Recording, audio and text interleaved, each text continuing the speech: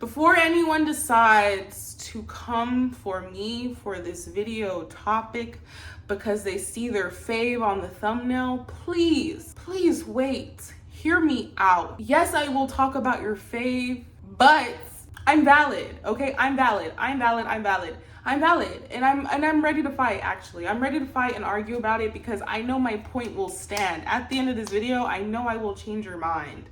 I just know it. And artists are not above critique.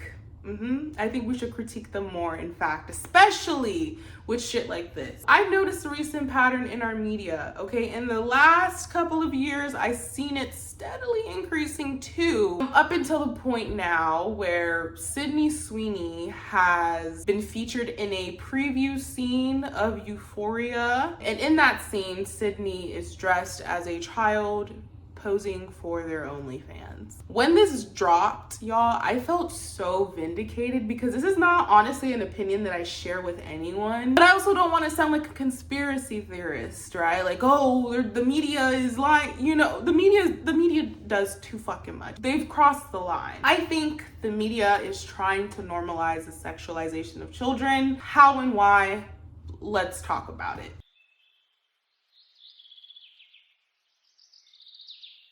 This is a big discussion to have, and I just want to preface this by saying that I may not have all the words to fully articulate what I'm trying to say or the point I'm trying to make. All I know is I've been noticing some weird shit going on, and I feel like it deserves a discussion at least. Obviously, this just didn't start with Sydney Sweeney posing with a pacifier, legs spread out, looking all crazy.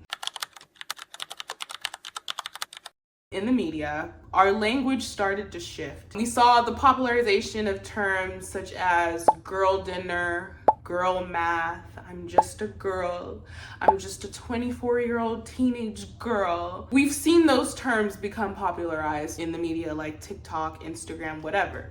What do all of these terms have in common? They're used as terms for self-deprecating humor. So women, we've been using these jokes to make fun of ourselves for making simple mistakes, just to make fun of girlhood, really. Harmless fun. I did notice these terms becoming harmful when I noticed that the luxury, soft life content creators would use these terms in order to either absolve themselves of any responsibility in their decision making when it came to their partners, and also to excuse abusive behavior of their own partners. Let me explain. A lot of the ladies in this niche side of the internet, they would make content, a lot of it referring to them being able to turn off their brains or being able to just turn off while their boyfriends do everything for them, as far as like making sure that they function, live and breathe and eat. I think I have a big problem with this, or when these content creators do this, because you can't pick and choose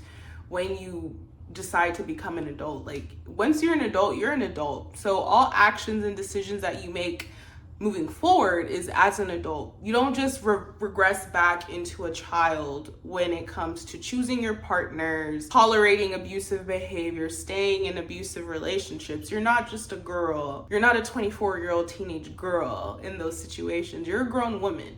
And so I think it becomes a slippery slope when these type of messaging goes out to the audience, because it's no longer, oh, I'm just a girl for using my credit card to buy a purse knowing I have $0 in my checking account. Now it's, oh, I'm just a girl for going back to an abusive partner, or I'm just a girl for deciding to date someone who treats me like trash, but it's okay because he has a lot of money and I'm just a girl. That's when it starts to become a slippery slope, when we start to use it to absolve ourselves of accountability and responsibility, even though we're adult women. And we're also using it as a way to give control to someone else. No one else should have authority over your own life as a grown-ass person. That rubs me the wrong way, but at this point, I still wasn't like, oh, something weird's happening. Next, fashion trends. I think fashion trends are a great representation of where we are as a collective, right? And you would be blind to state that you haven't noticed the recent trend in our fashion of things being more youthful, more childlike. I mean, we've all seen the uptick of various youthful, nostalgic items coming back, such as like baby doll dresses, high knee socks, Mary Janes, bows, lace, like all of these things have steadily increased in popularity within these few years, and all of them can also be associated with child fashion, or at least child fashion from back in the day. When it comes to fashion, let me just say, fashion is never neutral. Fashion will always shape the way people perceive you and even treat you. With these new fashion trends, on their own, it's fine. Nostalgic, I probably own a couple baby doll dresses, so cute. Some Mary Janes, definitely own those. On its own, it's fine. Like, name me one girl that doesn't own a pair of Mary Janes in her closet in 2026. When we pair the fashion changes plus the language changes like together and they're happening simultaneously, that's when it starts to feel a bit intentional. All I remember is when I was growing up, there was a very distinct difference between kids fashion and adult fashion. Kids fashion was like shopping in stores such as Justice, or getting, I think it's called like the Bobby Jack. Y'all remember the Bobby Jack design? They would have a lot of cute different sets, but there were clear stores and fashion trends that were just for kids when I was growing up. And then there was typical adult fashion or teen to adult fashion, such as like Forever 21. Like, for me, going into a shopping mall as a child, there would be a clear children's section, and children were anywhere of the ages between like an infant to like maybe like 14 years old at max. Nowadays, kids fashion and adult fashion is so blurred. Adult women and little girls, we have the same fashion trends now. It's so insane to me. See, now I'm just in stores fighting in the aisles with 11-year-olds over the last pair of Mary Janes and baby doll dresses. You need to be on the other side of the store where the kids are at. This is for grown women. Give or take, I could be arguing over the last Mary Janes and baby doll dress, or we could be fighting over the last low-rise jean / crop top combo. And like I mentioned before, if we dress the way that we want to be treated, because fashion is never neutral, why are we dressing like children? Why are we mimicking children in our fashion styles as women? Obviously, with the effects of women dressing younger, more childlike, this does further increase the infantilization of grown adult women. So we're going to be taken less seriously. We're going to be viewed as less competent. And while women's fashion seems to be regressing over time, I have noticed that at the same time, kids fashion is starting to get adultified.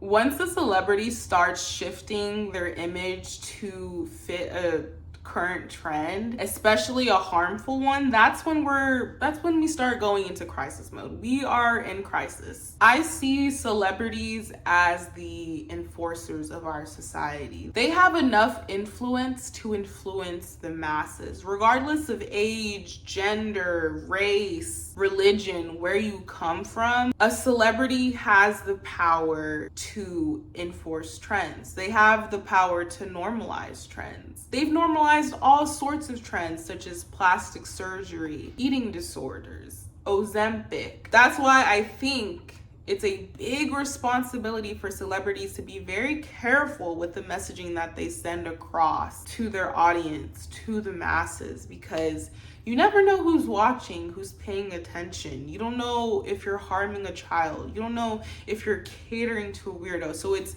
very crucial that these celebrities don't sell out. Person number one this person truly inspired me to talk about this bullshit. Addison Rae.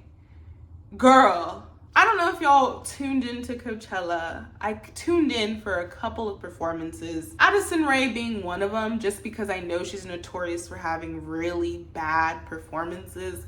and she was booked on the main stage, which was surprising. So I just wanted to see how my girl would do. During her second week performance in Coachella, Addison had decided to perform in sexy lingerie. Sexy, I think it was like leather, red leather lingerie, all while wearing pigtails. See, the lingerie part, not a problem. A woman wanting to express her sexuality, I have no issues, no qualms. Express that shit. But the pigtails, lingerie pigtails, I don't know about y'all. We're all grown here. I'm 24.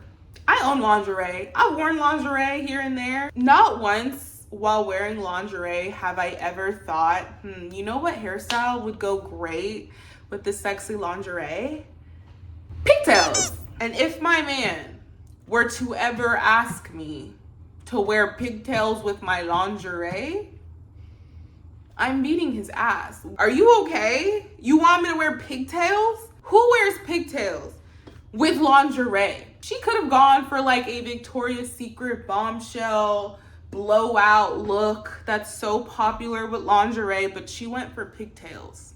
You can't tell me that's not intentional. You cannot gaslight me. If this was like the only controversy of her infantilizing herself and sexualizing childlike stuff, like this would be like a nothing to me. Like I would just look past it, be like, oh, dumbass decision to wear pigtails, whatever. But she has also been under fire before for using a baby voice when she sings and talks, and acting just very childlike, which is weird because if I'm not mistaken, Addison, we are the same age, if not you're older than me.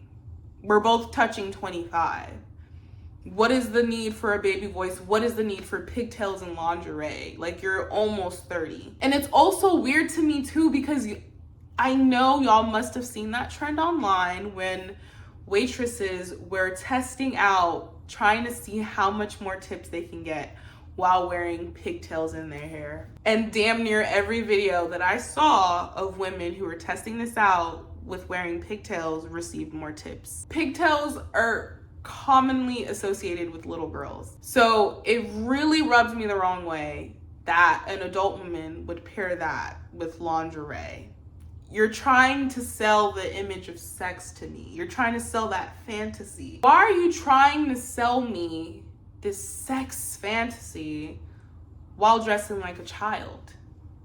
It's weird. Another person who recently faced a little bit of scrutiny was Miss Olivia Rodrigo. Olivia Rodrigo, she had faced backlash for her recent Drop Dead music video. I think she filmed it in the Palace of Versailles.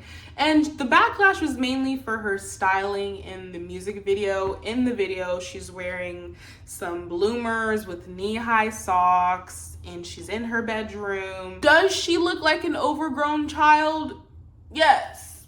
But was it as bad as Addison Rae's stunt?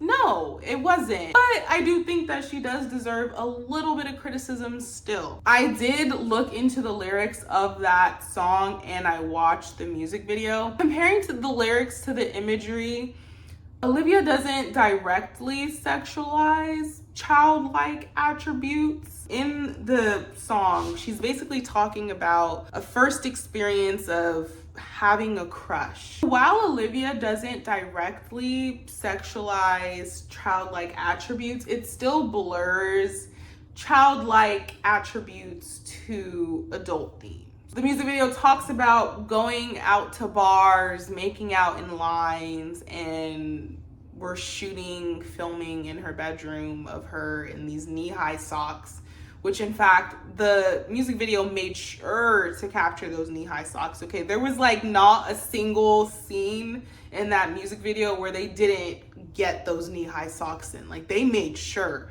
them knee-high socks was in that video. There's even one part where she's fully sprinting and it's showing the upper body as she's sprinting, and then it pans down to the knee-high socks. And even in the final scenes, she's like laying on the steps and then they zoom out to show the knee-high socks. Like all I could focus on in the damn video was those damn knee-high socks. I don't know, it's just weird. Like there was no correlation between Olivia dressed like a child to the theme of the song. Like, where is the correlation? In defense of Olivia, okay, let me try to defend her a little bit. Olivia has been famous since she's been a literal child. So I think Olivia is stuck in like a weird limbo where she's now in her womanhood, she's now an adult, but she also has a lot of child fans that she carried over into her transition of womanhood. So she's stuck in this limbo to where she's trying to cater to all of her audience, and all of her audience being both minors and adult women. So that's a very tricky thing to do. I think when she had her last rollout of an album, parents were complaining that it's too sexy, too risky, but it's like, Olivia's a grown-ass woman. The transition of any child star to an adult star is hard because you're going to have to make a decision in your music career where you're either going to have to leave behind your child audience or sacrifice your adult audience to cater to children. And I think that's also part of the problem, is that adults and kids, we share the same entertainment now. When I was growing up, I had my child stars. Hannah Montana, Hilary Duff, Raven Simone, whoever, like all of these people were distinct child stars. For Olivia, I have way more empathy for her because she was a child star. She's just really trying to find that balance between how much sexy is too sexy, and I am approaching my mid-20s still catering to 10-year-olds. So honestly, Olivia, you really just need to make that decision with your art. Do I want to be sexy and act my age, or do I want to cater to kids? And no choice is wrong, but I think not making a choice is the wrong decision, because now you're mixing the two. You really can't mix the two. Sabrina Carpenter, girl, I can't defend you. I can't defend you no more, girl. I'm tired. I'm tired that Me Espresso is not strong enough to put up with your shenanigans, girl. Like, you know better. You know better. And this one hurts me the most because I actually enjoy her music. She makes catchy songs. Sabrina, you fucked up multiple times, I realized from my research. Back in 2024, Sabrina did this photo shoot to, I guess, help with the rollout of one of her albums or one of her songs, and she faced a lot of scrutiny because people noticed that the photo shoot she did referenced the scene in Lolita. If you don't know the story of Lolita, Lolita is a story that's written in the perspective of a predator, a child predator to be exact. And in one of the scenes, the predator Humbert sees Dolores, the 12-year-old, laying on the lawn just reading a book while the sprinklers are going off. Simple, harmless activity for a child to be doing, pretty damn normal to the normal functioning brain. But to the predator's mind, and through his perspective, he sexualizes this moment. And so creates the infamous scene of Lolita in see-through wet clothes on the lawn, but she's 12. And this is the photo Sabrina recreated. It's pretty obvious that this was the inspiration for this photo. Any arguments against that is insane. And Sabrina's response to this was even more insane to me because she just completely absolved herself from that photo shoot. I would not recommend the book just because it's very triggering, very disturbing. I read it as a child. Probably shouldn't have done that, but I did. Throughout this book, it's essentially a book of this predator constantly sexualizing innocent child behaviors for his perverse mind. So that's why I think it's super harmful for Sabrina to do a photo shoot like that, because you're normalizing it. The Book of Lolita wasn't to normalize Humbert's behavior, it was to shock people into speaking up about this occurring more often than it should. Sabrina's response to the photo shoot backlash was obviously disappointing. She claims she's never seen that movie and she'd never have it on her mood board. Obviously, girl, you fucking lying. You're lying. Sabrina, we're peers.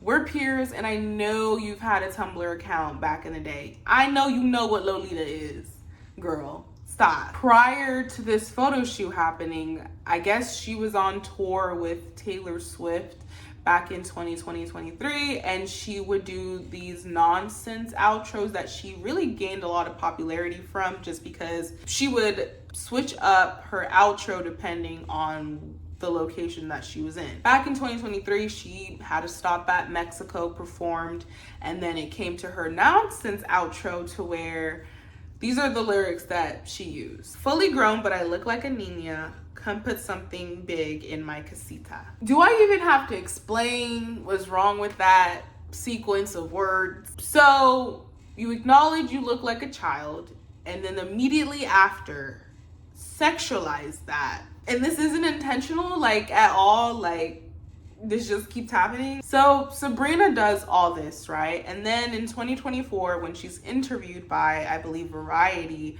she states that she has full creative control over her career. And when she's releasing her short and sweet album, she states that this is her second big girl album. When it comes to having full creative control and being a full-fledged adult, I would consider this a sophomore album. At the release of that statement, Sabrina, you would have been an adult for almost 10 years at that point. For almost 10 years, 8 years at that point, you have been an adult. So you've been big girl for a long time now. And that's kind of what I was explaining with the whole language thing being a slippery slope. People like this will use it to absolve themselves of any responsibility, any repercussions from the choices that they make to say some stupid shit, some dumb shit. You can't pick and choose when it's time to be an adult. Like, there is no big girl album. You've been a big girl. You've been an adult. You've been making these decisions. You've been paying rent for probably 10 years at this point. And when these behaviors go unchecked, behaviors such as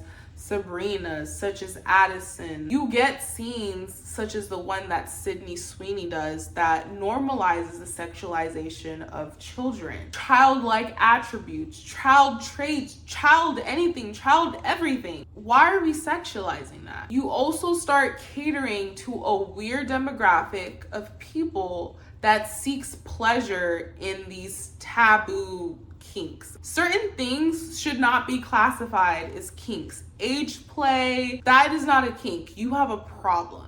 We need to search your computers ASAP. On top of all of this, you're also ruining our future generation of kids by exposing them to all of these fuck-ass adult themes and messing with their brains, trying to over-sexualize them too early. There's no reason for kids to be tuning in to Euphoria to watch Sydney Sweeney, legs sprawled out, pacifier in. And when those future generations of kids become effed up and y'all want to talk shit about them, say, oh, these younger generations of whatever, they're this and that, you can't say shit, because you were a part of that problem. You're the ones, you're these celebrities marketing these weird ass shit to these kids. And you can't use the, oh, but I'm just a girl, or oh, I was just a 24-year-old teenage girl, in order to absolve yourself of the repercussions. You are a part of the problem. These celebrities are a part of the problem. They are the problem. Which finally brings me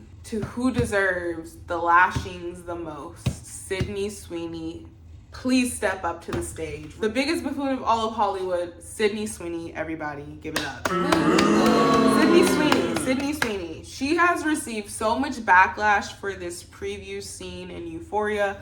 Like I mentioned about 100,000 different times, she's filming in this scene for her OnlyFans, and she's doing so while costumed in pigtails, pacifier in.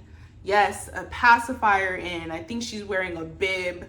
I don't know. See-through top, legs sprawled. I'm not going to include the image because yuck. No, you could probably find that, even though I don't know why you'd be searching for it. This image disturbed me in a way that I've never been disturbed before. Sydney Sweeney has a habit of using shock value in order to keep her popularity and fame. You never really hear about her unless she's doing some stupid shit. And it's just very unfortunate because she's constantly doing some stupid shit in the media, and this is one of them. When it comes to using shock value as art, I don't think there's anything wrong with it, because the purpose of shock value art is to create discussions, create conversations about the shock value-ness and why it triggered and elicited so many visceral reactions. That's the point of shock value. Sydney Sweeney, Euphoria, the media, the industry, Hollywood, they're using shock value as like a cash grab. It's affecting us very badly. I've already hated Euphoria before the drop of this preview scene. I've hated Euphoria from the beginning. Let me just be the first to say that. I've always hated Euphoria. Never watched a single episode because I always found it weird how it was set in high school with all of these crazy adult themes. Why not make them adults if we're gonna have all of these sex scenes? Like I said, they're not doing it to create conversation. They're doing it to invoke these disgusting visceral reactions from us, the audience, and then that's it. That's that. They make their money and they go. They don't care to have discussions. They don't care who they're catering to.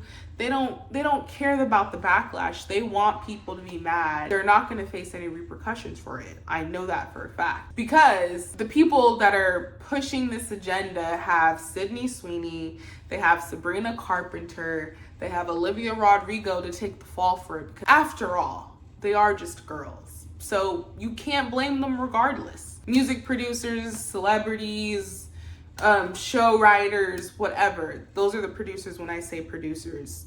Producers have just gotten greedy. They've gotten greedy and they no longer care about the messaging behind the product. They no longer care who they're catering to with their products. They're just trying to capture them all like Pokemon. Why is this happening now? You know, why are we seeing this now? Why is this all of a sudden a trend? Well, for one, as a society, we are obsessed with youth. We are obsessed with youth.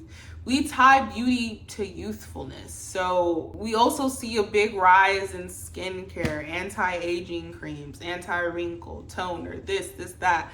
We're so obsessed with the youth. And I think we need to get more comfortable with adulthood, womanhood, understanding that the decline of our youth is not the decline of our beauty. Decline of our youth is proof of living. That's all it is. It's just proof of living. It's neither beautiful or ugly. It just is. I think also this is also happening because we're in hard times. If you haven't noticed recently, we are in a war. We are in a war. Our economy is terrible. Gas prices suck. And I think during a hard time where a lot of us feel helpless, we tend to attach to things as like a coping mechanism. A lot of like the language changes, the trend changes. A lot of it is a form of escapism. We should not have to infantilize ourselves in order to enjoy fashion trends, to enjoy existing. The only solution to this is going to be calling these people out every single time it happens, because if we don't, we will end up with a lot of Sydney Sweeneys in the world who are just greedy